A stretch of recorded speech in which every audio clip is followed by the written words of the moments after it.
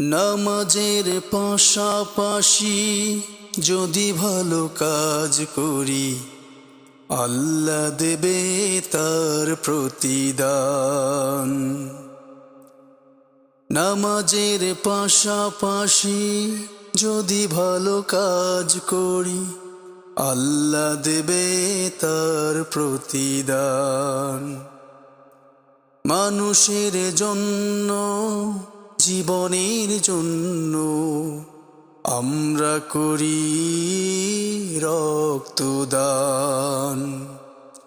মানুষের জন্য, জীবনের জন্য আমরা করি রক্তদান। নামাজের পাশাপাশি যদি ভালো কাজ করি, আল্লাহ দেবে তার